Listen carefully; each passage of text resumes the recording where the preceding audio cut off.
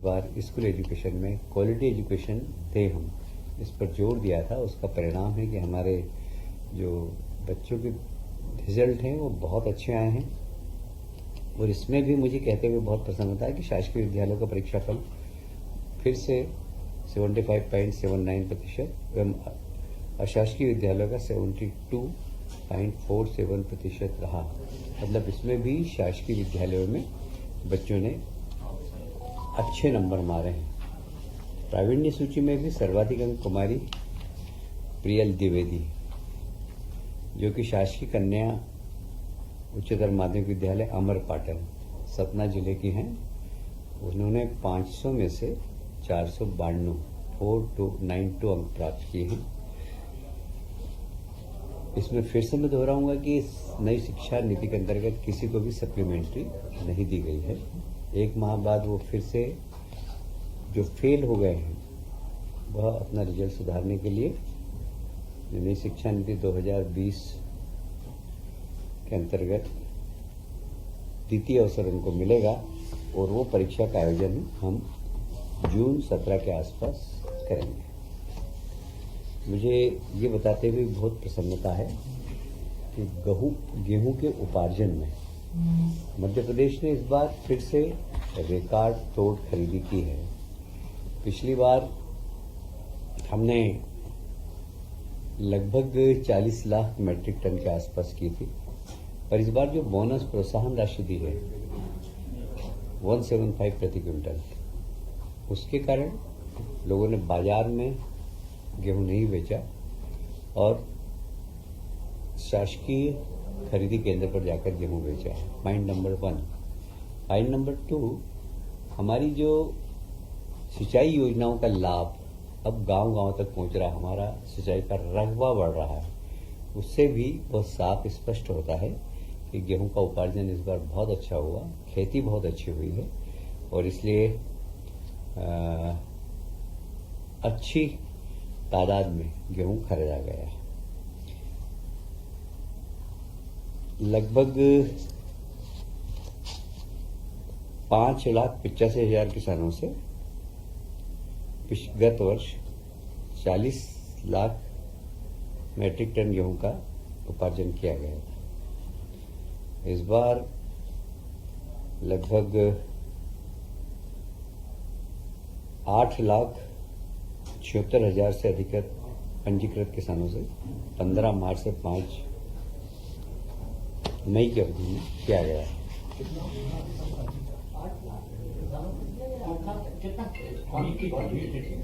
Quantity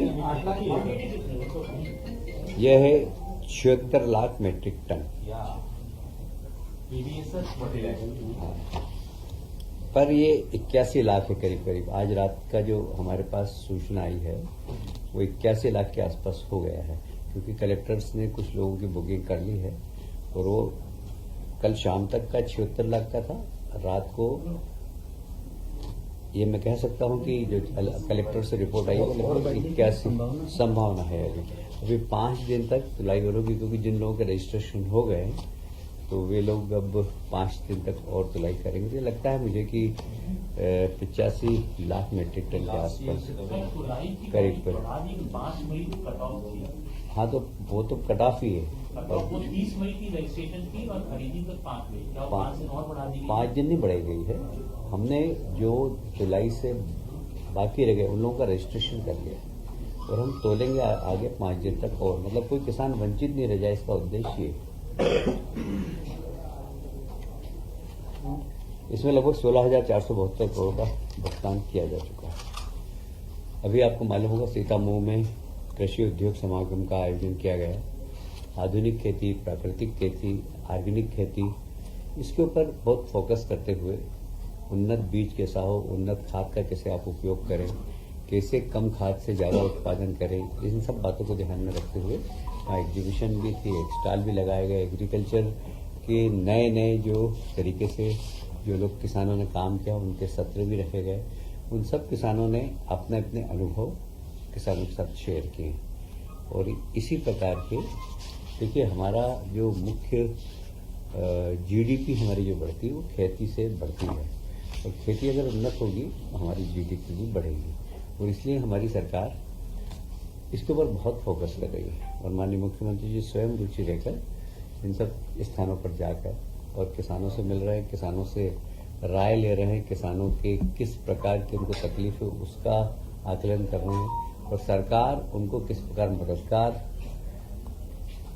साबित हो सकती है इसके लिए वो प्रयास भी कर रहे हैं। इसीलिए कल सीतामऊ में बहुत अच्छा प्रयोग किया गया। वहाँ किसान आए, किसानों ने एग्जीबिशन को देखा। जो उन्नत किसान है, जो अच्छा किसान है, ऑर्गेनिक जिन्होंने खेती करते हैं, उन्होंने किस प्रकार ऑर्गेनिक खेती की है। जो प्राकृतिक खेती कर रहे हैं उन लोगों के भी वहाँ पर डेमोन्स्ट्रेशन हुए हैं, और कम खाद से अधिक उत्पादन कैसे हो इसके ऊपर कुछ साइंटिस्ट के वहाँ पर उद्बोधन भी हुए हैं।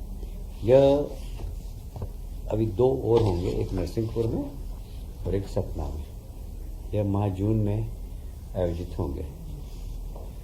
हमारा उद्देश्य किसानों की आय बढ़े। प्रधानमंत्री जी अनेक बार बोलते हैं कि किसानों की आय डबल होना चाहिए। इस दिशा में हमारी सरकार बहुत गंभीर है, और कैसे फूड प्रोसेसिंग यूनिट के माध्यम से हम किसान के उत्पादन को और ज़्यादा से ज़्यादा मूल्य वृद्धि कर सकें, इस दिशा में हमारी सरकार काम कर रही है।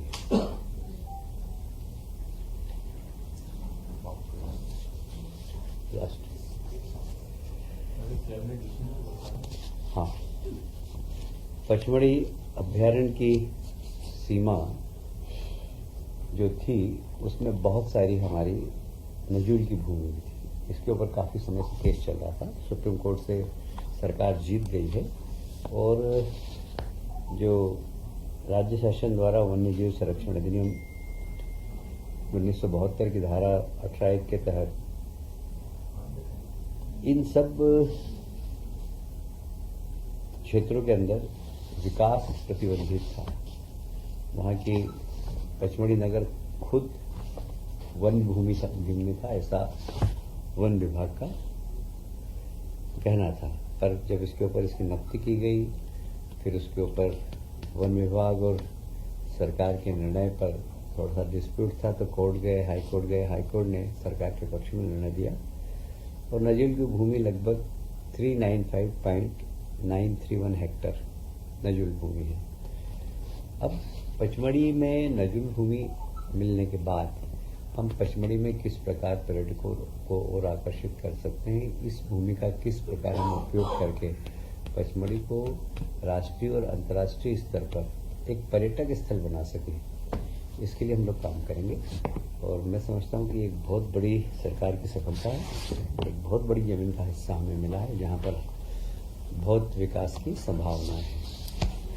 आप सभी जानते हैं कि नक्सलवाद के खिलाफ केंद्र सरकार, हमारे गृह मंत्री जी बहुत सक्रियता से काम कर रहे हैं, और नक्सलवाद को खत्म करने का उन्होंने संकल्प लिया है कि 2026 तक हम नक्सलवाद खत्म कर देंगे। और आप देख भी रहे हैं कि नक्सलवादियों का लगातार समर्पण हो रहा है।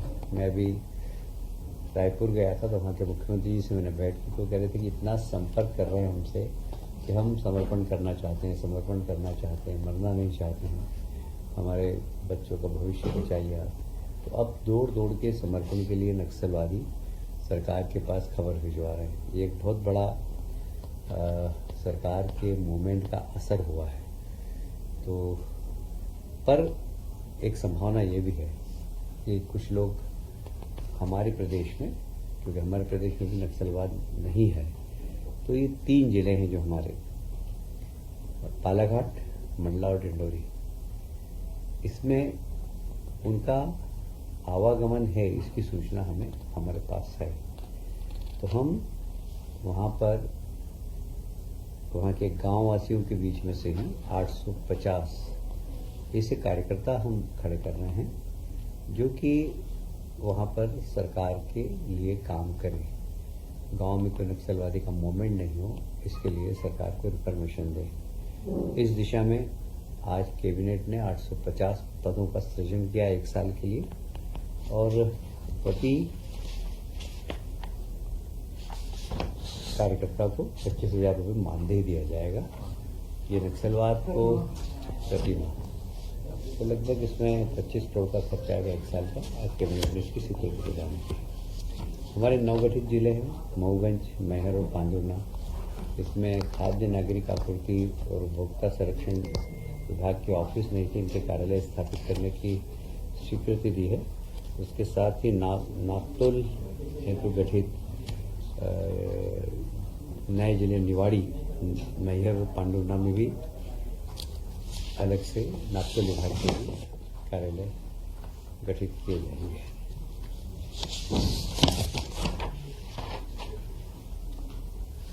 आप सभी जानते हैं कि ओलंपिक, पैरा ओलंपिक दिव्यांग लोगों का होता है। दिव्यांग बच्चे उसमें भाग लेते हैं।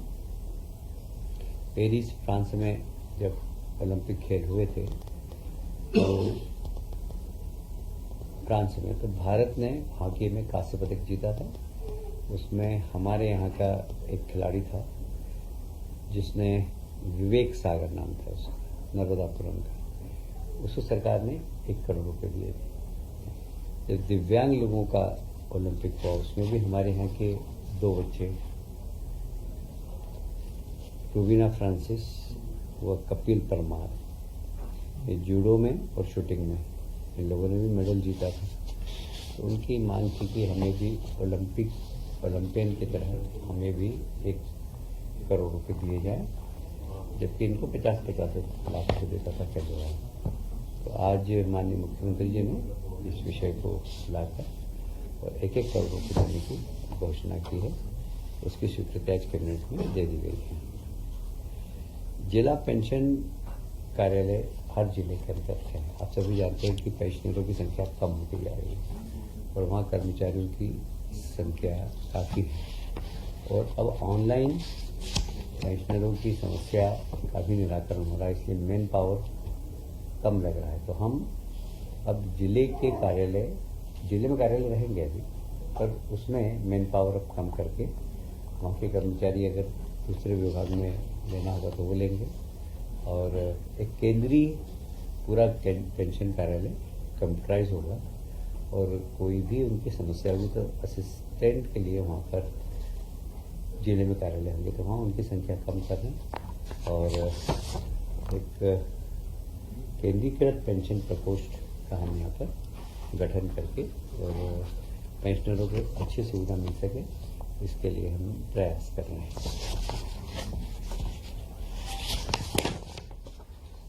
एक समाचार आप लोगों ने आज छापा ही है। हमारे गृह मंत्रालय ने कल मतलब 7 तारीख को मॉक ड्रिल करने का सारे देश में कुछ शहरों में निर्देश किया है।